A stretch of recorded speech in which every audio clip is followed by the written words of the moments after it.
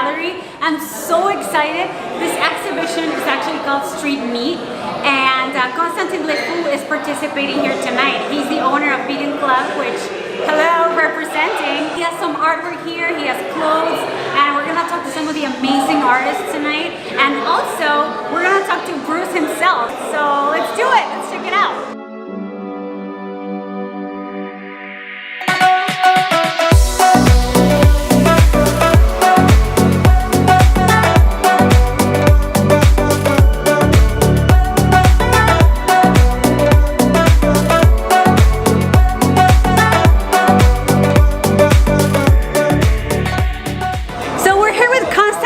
Le Fou, the man himself. I mean, hello, Vegan Club representing. You invited us to the gallery, and I'm so excited. I'm so thankful for that. Tell us a little bit about your artwork. Like, what does that mean to you? Having artwork in your office or at home helps a lot of people question and open the subject. Yeah. So you have family over for dinner, you can open the subject about vegan. So it's an easy way to question and spread. Yeah, because sometimes as vegan, you don't know how to like approach somebody, and you don't want to be invasive, right? Because then it just gives a bad image, and nobody's going to be interested in hearing what you have to say. Exactly. So sometimes it's as easy as wearing a shirt, and people saying, "Oh, that's cool. What does that mean?" It's like eating food, you know, like oh, that tastes good. If you know how to cook it right, so the tastier, the more fun, agreeable, open subject, and I think subconsciously it helps people to question and do some homework themselves. Yeah, it's a reminder. And showing all these different sides of veganism. We want to show like veganism is not a cult. Veganism is not something weird. It's fun people. It's beautiful people. It's kind people. Everybody's a vegan. They just eat some meat themselves. Yeah, I love that mentality. There's food, like any kind of food that you want, like you don't have to miss out. And I was talking to Cesar from Just Vegana, and we were talking about the importance of the vegan community. How does it impact the community, the fact that we all stick together? It's like a battlefield. You have to have the Navy, the Army, so every level, you have to, like you do video, I do the art. I do food. I eat all the food, I mean. So it's like all the different, it's all together. It's easier for people to have the option. Because some people respond better to food. Yes, and thank other, you. To Me. I respond to food. I go towards it. Whatever you like. So, like me, I learned from the movies. When I saw Earthlings, I was like, oh wow. Some people don't like that. Some people are easier. So exactly. I think that's very important. There's so many different ways in which you can do activism. And it's going to touch people in different ways. Is there a piece in your collection that stands out to you, like something that has a very deep meaning and that you're like, okay, this piece just, means a lot every time I see it? It's hard to, it's kind of comparing children, but it's kind of flavor, like ice cream, like you like chocolate, vanilla. Some people like one, the other. But personally, I think people respond the most to the stickers that I have right here. Oh, really? Show it. This one they like for the, Disobey and the Vegan Club. So those two are kind of very popular. So you have to make like flavors for everybody. You can satisfy everybody. Like chicken, fake chicken, fake sausage, fake. You have to every section. Different flavors, and then I would eat all of them. Tell me about Vegan Club.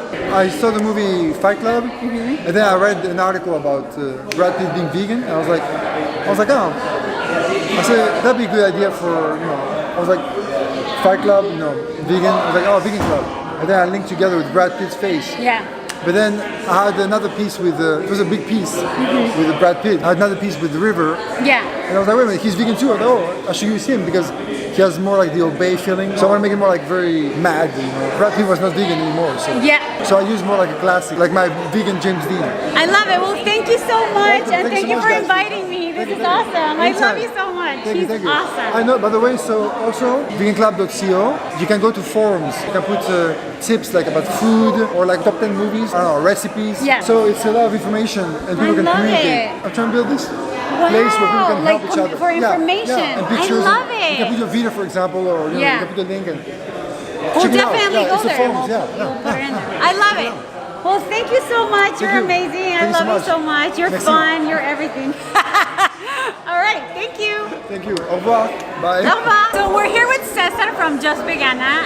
I'm obsessed with him. Because it's Oh, food, yeah. it makes me happy. So, what do you think about an event like this? Well, you know, anything vegan, I'm gonna be there. So it's a vegan event. So we're out here having a good time. Yeah, I love artwork. I love creating. I made my shirt, March is Silent, the happy face with the tape. September 12th, hope to see you guys all there. We're gonna be marching all together as one for animal liberation to bring awareness. So the more people that are out, the better. So come on out, bring your tribe, bring your family. And we're meeting at 5 p.m. and then we're marching at 6. The whole thing with like being silent, it's kind of to represent like animals are voices. So what it would feel for you to like be suffering so much and you cannot express yourself or ask for help. Yeah, so definitely. What do you think is the importance like for us as a vegan community to like stick together and also show these like fun events and like positive light? Well, bottom line, we're just showing vegans do it better. So. I love how I'm trying to say, oh, we're friendly, we're everything. He's like, no, we're better.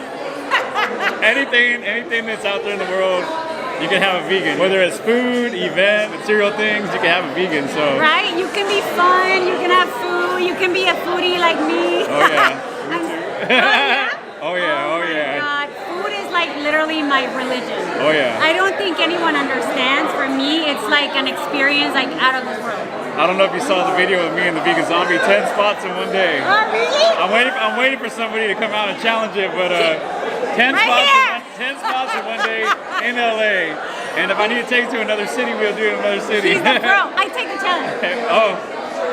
We But can do if it. you come with me. We can team up. Oh my God!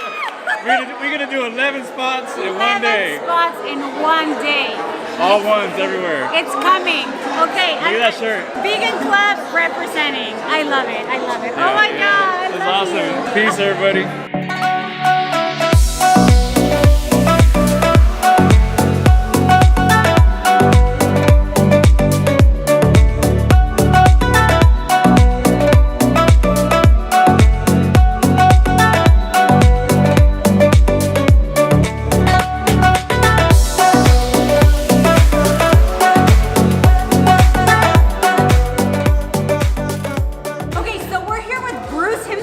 So Bruce, tell us a little bit of like, what were you looking for when you selected all of these artists? Well, most of these artists are what I would consider mid-career artists. You have obviously Banksy, who is considered the most famous street artist in the world. These are actual airbrushes that if you're fortunate enough to go to Disneyland or wherever he pops up, you can get an original piece of his for a fraction of what it would actually cost. So that's just his work. Then we have Shepard Fairey. Oh my God, I know, I love it. Shepard Fairey is probably the most important street artist in the United States today. And his work is still so undervalued. And controversial. Controversial. Then you have an artist like Plastic Jesus. He and Banksy have had some issues in the past. So highly collectible. And even Josh Mayhem, who does those sculptures, and he's always creating mayhem wherever he goes. And I feel like everything here has its own unique wave, but it's so LA. There's like a certain vibrancy. There's like, I don't know, I feel like it really pleases the culture in LA. It's really fun art. I mean, I don't know anybody who could actually just walk in and walk out. You have to take notice. You can't. You know, these pieces right here by Paul Rousseau, who's from the East Coast, is that really street art? I mean, you know, they just work well together. Yeah, I see where you're saying. And I think it also has you thinking, like, what was the process behind that? He never can get it to come out the same way. Which makes it unique. You have these Basquiat pieces, if you notice. Basquiat actually played drums in this band called The Offs. In 1983, the band called The Offs hired Basquiat to do the album cover.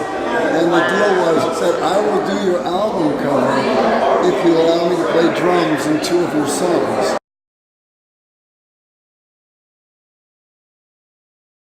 Le Fou is a very personal friend of mine, love his artwork, and you always come full circle in life.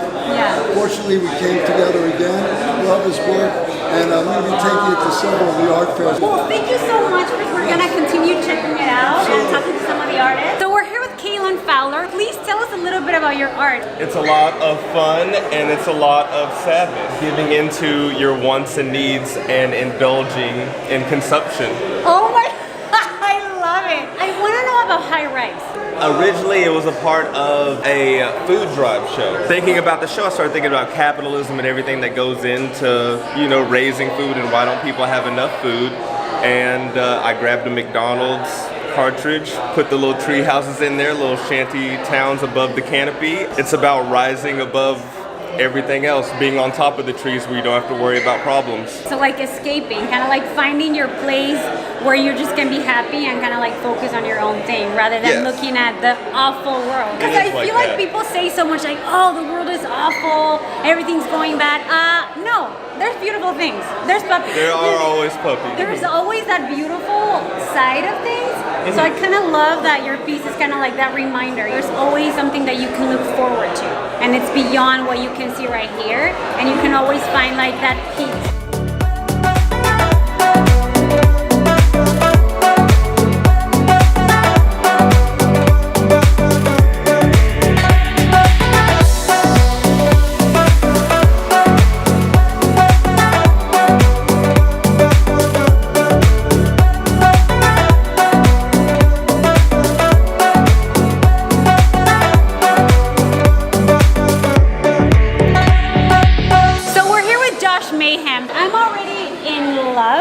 Because anything sparkly, it's like food, you know, I gravitate towards it. You can't go wrong with glitters and rainbows. What I call my aesthetics blown away. Basically, I apply it to anything and everything. I mainly customize designer toys, but I've been getting more into sculptures lately. It makes whatever piece I'm working on look like it's being deconstructed by a strong wind. Wow, I love it. Yeah. So what about the colors? What's the inspiration behind that? I just like the bright colors. I've always tried them in different colors, experimented with different things, and I just noticed that everybody else likes the rainbow stuff the most. But I experiment with other things here and there. Sometimes I'll do camouflage, you know, which looks pretty cool.